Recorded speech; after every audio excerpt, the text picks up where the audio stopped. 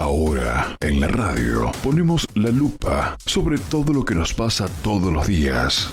Las preguntas que todos nos hacemos, las respuestas que buscamos todos los días. Todo el análisis profundo de la actualidad política, bajo la mirada de los que más saben. Actualidad nacional y provincial.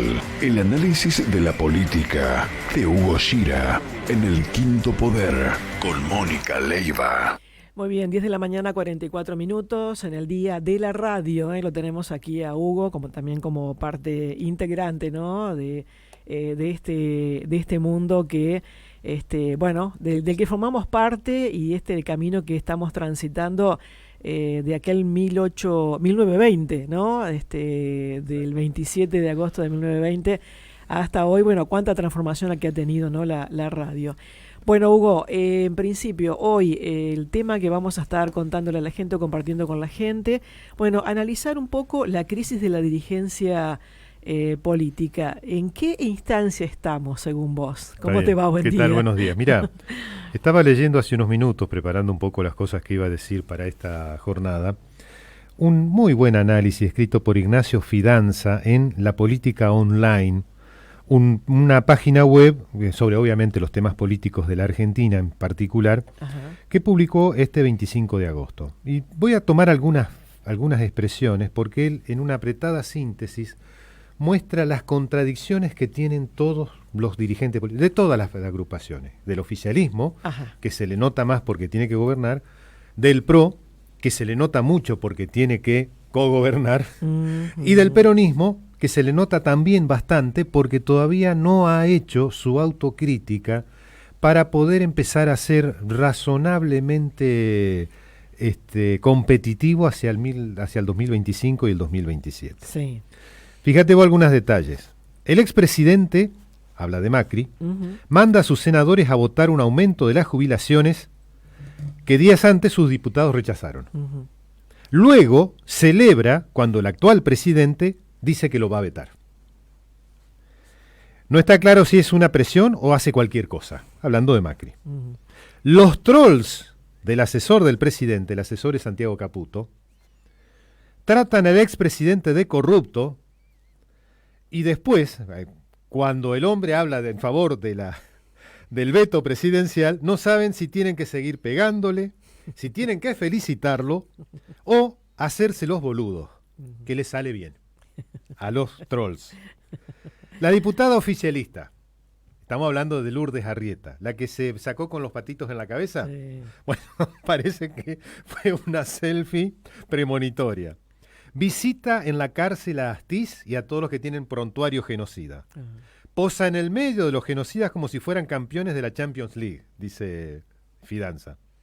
Y con la misma sonrisa que se exhibe con los patitos en la cabeza. La oposición arma una comisión para investigarla y en la primera reunión la diputada denuncia a sus propios compañeros que fueron los que la llevaron a esa reunión. Sí. El asesor del presidente, nuevamente Santiago Caputo, que es el tipo que más cerca está a él junto con Karina Milei, supuestamente forman el trípode junto a Javier Milei, que tiene la política en las manos. Ya no es la mesa chica, sino la ratona chica, ¿viste? Se juega la vida en los 100.000 millones de fondos reservados que van a ser para la CIDE, para el Servicio de Inteligencia. Pero cuando están discutiendo en la legislatura, él se va al sur a esquiar. Dicho sea de paso, esta semana apareció como que él no es funcionario del gobierno, sino que trabaja para una empresa que lo tiene como único empleado. O sea, fue creada de alguna manera para estar en esa condición de empleado ahí, en esa empresa. El presidente se juega el superávit en el aumento a los jubilados. Pero cuando los senadores deciden a votarlo, nadie del gobierno los llama, ni para decirle, para presionar, lo que sea. Se borraron. El jefe de gabinete prefiere recibir a embajadores y el gobierno no tiene ministro del Interior, que es el mismo jefe de gabinete, Francos. Y, agrega Fidanza, default político de un presidente, Milei, que extiende el laissez-faire, dejad hacer, dejad pasar, a la única materia que ni a Adam Smith se le ocurrió dejar suelta, que es la política, y sobre todo la política parlamentaria. El peronismo celebra un día el caos del gobierno de Milei y al siguiente festeja cómo los libertarios ningunean a Macri. O sea, hablando siempre de lo que pasó la semana pasada. Sí. Pero sigue sin hacer la autocrítica por su fracaso económico ni aceptar públicamente que el déficit y la inflación son malos. El partido de poder de la Argentina sirve para aglutinar a la oposición, pero no es alternativa de gobierno por falta de propuesta y de equipo económico. Y aquí preguntamos junto con Fidanza, ¿dónde está el equipo económico del peronismo? Bueno, después sigue hablando de una serie de cosas. El presidente aparece en sus ilustraciones poco realistas, hiperrealistas, como un león musculoso que gobierna la nueva Roma. Pero los presidentes de la región lo ningunean al extremo que ni siquiera lo quieren recibir. Eso nunca pasó con ningún presidente argentino. Extraño imperio el de Milei, que no manda sobre nadie y no tiene plata para pagar el sueldo de sus militares o el asfalto de sus rutas. Y recuerda a Fidanza que Roma se hizo desde sus rutas. Y así nos encaminamos a una espléndida bifurcación. La mitad de los economistas que apoyan el actual modelo dice que si no devalúa explota todo. Y la otra mitad, que también apoyan el actual modelo, dice que si devalúa explota todo. La conclusión es obvia. No la agrega, pero digamos, explota todo. Devalúe o no devalúe. La deuda externa sumó 70.000 millones de dólares este año, la pobreza supera el 50%, la industria y la construcción están en el fondo del mar, con un dato que agregamos nosotros, está apareciendo en las informaciones económicas, en la visión que tienen los empresarios, que aquí no se ha tocado fondo todavía. Es decir, que la cosa va cayendo mes a mes y sigue cayendo. No hay inversión pública en nada. Un dato que hay que tener en cuenta. El gobierno este año ha decidido no financiar ninguna investigación nueva, ni el 2024 ni el 2025, de la organización reconocida a nivel internacional como el mejor centro latinoamericano de investigaciones, el CONICET. Con lo cual Milei ya está yendo en dirección a destruir el CONICET. Un dato para preocuparse. Sin tecnología, sin desarrollo científico tecnológico, no hay país futuro.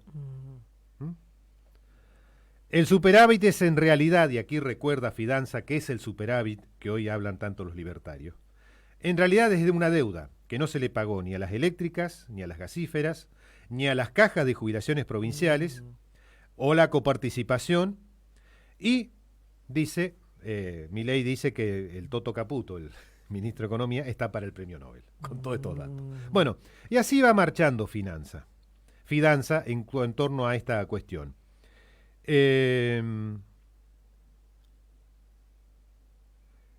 Un peronista, Juan Manuel Olmos, hace una serie de proposiciones sobre la reforma política. Habló con distintos legisladores de todos los partidos, pero dice, él habla de una determinada tema de gobernabilidad del país, etcétera. Dice que lo suyo es una idea, puede haber otras. Y acá la frase importante que dice Olmos y que rescata Fidanza. Pero ya no queda gente con ganas de hablar en serio en la Argentina. Lo dice este hombre que va con un proyecto de reforma política al ver todas estas cosas que Fidanza también está mostrando en su comentario. Dice, muchachos, paremos, esto es decadencia. Un presidente que no preside, un parlamento que está, un oficialismo que no existe, un parlamento que está en retirada, sin una conducción clara. No hay una política a nivel nacional, porque recordemos que este presidente quiere destruir todas las políticas de Estado que ha habido en la Argentina de un día para el otro, y así no se hace. No existe el país del mundo donde se destruyen políticas de Estado, pero vamos a dar algunos casos después. Entonces, aquí es donde Fidanza hace una reflexión final que tiene que ver con el hecho de la gravedad de la crisis de nuestras élites políticas. Si a eso le sumamos que las élites económicas en lo único que están pensando es en sus negocios, que se reducen a minería, vaca muerta, agroexportaciones y finanzas, es decir, los dos lados están trabajando para un país de no más de 10, 12 millones de habitantes. Es lógico que los otros 30 y pico millones estén sobrando. Por eso se incrementa permanentemente el nivel de pobreza, de indigencia, la cantidad de jóvenes que están justamente por debajo de esa línea y el hecho de que tengamos 1 millón de chicos que todos los días se saltean alguna comida, según UNICEF. Entonces, llegamos a un punto en el que la pregunta es si es viable lo que se está haciendo y si se puede sostener en el tiempo. Hay un dato que están empezando a tomar en cuenta los analistas, etcétera, es el alto grado de desesperanza que está apareciendo en la sociedad, incluso para luchar contra un dato novedoso respecto a la crisis del 2000-2001, en cuyos parámetros socioeconómicos ya estamos instalados. Es decir, hoy las cosas son tan graves como en 2001. 2001, 2002 que se agravaron después de la caída de la Rúa y todo lo que ocurrió durante ese periodo que fue el paso de la Rúa a Duhalde hasta la llegada de Néstor Kirchner y de ahí en adelante, bueno, otra historia. Yo traje a colación un detalle. El presidente dice que está luchando contra el comunismo en la Argentina y contra el socialismo en la Argentina. Obviamente eso en general genera risa. Argentina nunca ha sido un país socialista ni comunista, ni ha tenido gobiernos que se le parecieran de ninguna manera, pero él cree que es así, porque básicamente los libertarios dicen, nuestro modelo es capitalismo, todo lo que se oponga a eso es socialismo. La socialdemocracia, el liberalismo de centro, el socialliberalismo, etcétera, etcétera. Entonces a mí se me ocurrió pensar si con este grado de desesperanza que hay en la sociedad, de falta de capacidad de reacción, primero ante esta crisis de identidad de nuestras dirigencias políticas que no van a ningún lado, ¿puede vencer este modelo? Y me acordé lo que pasó en Europa del Este con la caída del muro de Berlín y la reconversión de los estados autoritarios gobernadas por los comunistas en todos estos países a la actual situación que tienen estas naciones en Europa del Este, que no es precisamente una situación brillante. El golpe social que hubo en esos países que destruyeron todo lo que tenía anteriormente, sobre todo en la década del 90, fue en tanto o más devastador que en la Argentina actual. Voy a dar un dato que es demográfico. Yugoslavia quedó dividido en 6 países, 7 países en realidad. De los 7 países hay 6 que están perdiendo población, salvo Eslovenia. ¿Qué significa eso? Que gran parte de la población ha tenido que emigrar. ¿Por qué emigra?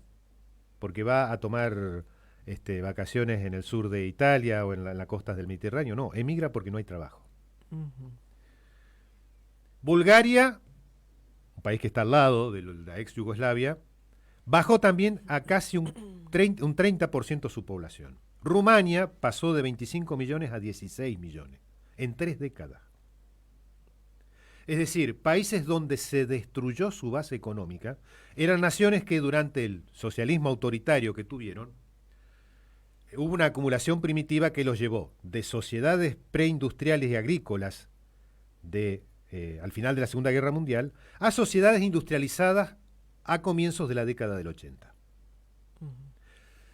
Después se desindustrializaron masivamente y la población empezó a emigrar. En los estados bálticos, que están casi en la frontera con Rusia, el tema es mucho más grave, porque ahí la población se ha reducido dramáticamente a la mitad de la población en los últimos 30 años. Es decir, hubo procesos de desindustrialización, de desregulación económica, que llevaron a estas naciones, prácticamente sin ninguna oposición interna, a un nuevo estado de la dependencia de la Unión Soviética a la dependencia de Occidente y de la OTAN. Pero con mucha menos población y con graves problemas sociales en la mayoría de estos estados. Y sin mejorar la política tampoco. Porque pasaron de modelos autoritarios a otros modelos con alto nivel de corrupción. La República Popular Socialista de Albania se transformó en el principal narcoestado de Europa. los negocios pasaron a ser el narcotráfico, que circula desde Albania y otros lugares. Las mafias albanesas son muy poderosas en el Mediterráneo y se han transformado junto con la Ndrangheta del sur de Italia y otras, las mafias marsellesas en Francia, en centros de estos problemas, de este nuevo problema que es la trata de blancas, la trata de personas en general, con las inmigraciones ilegales, y sobre todo el narcotráfico, o el negocio de las armas. Muchas armas de los grandes arsenales que había en la Europa del Este, de la época soviética y del acuerdo denominado Pacto de Varsovia, pasaron a través de forma clandestina de ejércitos corrompidos que se cayeron también, a los grupos terroristas que funcionan en todo el mundo. Quiero decir, lo que pasó en Europa del Este en aquel tiempo, sin una oposición muy fuerte de la sociedad, choqueada, porque venía de repudiar un régimen que creía que era lo peor del mundo, y pasó a otro régimen que terminó siendo mucho más grave, por lo menos en los aspectos sociales. Eso te da la pauta de que modelos como que el que se está intentando en la Argentina, donde se está generando una desindustrialización feroz en los últimos meses, donde se está cayendo, 10.000 pymes se cayeron en los primeros 8 meses de este año. Eso es más que las 6.000 pymes que se cayeron con Fernández en pandemia, y es equivalente a lo que se cayó con Macri en sus 4 años previos. Y todavía no terminaron de cerrar empresas. Entonces estamos en un modelo que se parece mucho a la reconversión retrógrada, reaccionaria, que tuvo Europa Oriental desde el punto de vista socioeconómico. Siguiendo tu línea de pensamiento, ¿decir que podemos llegar a entrar en un proceso de emigración masiva? Si las cosas siguen así, recordemos que Argentina pasó de la inmigración masiva europea, fundamentalmente, a partir de los años 60, Europa mejoró sus circunstancias, los europeos no vienen como llegaron hasta la Segunda Guerra Mundial, pero sí vienen latinoamericanos. Y el país reemplazó poblaciones europeas por poblaciones latinoamericanas, pero siguió habiendo una inmigración. Donde la inmigración es la de los argentinos europeos, descendientes de europeos, clase media sobre todo, que se van a Europa y a Estados Unidos. Y son reemplazados por latinoamericanos más pobres que vienen a encontrar las oportunidades que da el país. Porque el país da oportunidades. El tema es que ahora estamos terminando con las oportunidades también. Con la idea de que, bueno, hay que pasar algún tiempo y de aquí van adelante, vamos a salir para adelante. Es un pensamiento mágico. Si la cosa va mal ahora, pensá que va a seguir siendo peor más adelante. Un gobierno que hace las cosas bien no es el que te empeora durante un periodo. De entrada empieza a hacer cosas bien. Vos vas a poder andar mal durante algún tiempo, pero no vas a empeorarla de una manera dramática. Algo vas a ir cambiando para mejorar. No se debe empeorar para después mejorar. Eso es pensamiento mágico. Aceptar aceptar un plan muy feroz de ajuste, que en la práctica te va a terminar sacando del sistema. Y eso en general lo sabemos, lo entendemos en el sentido común. El que hoy se cae de la clase media, 99-1, que nunca va a volver.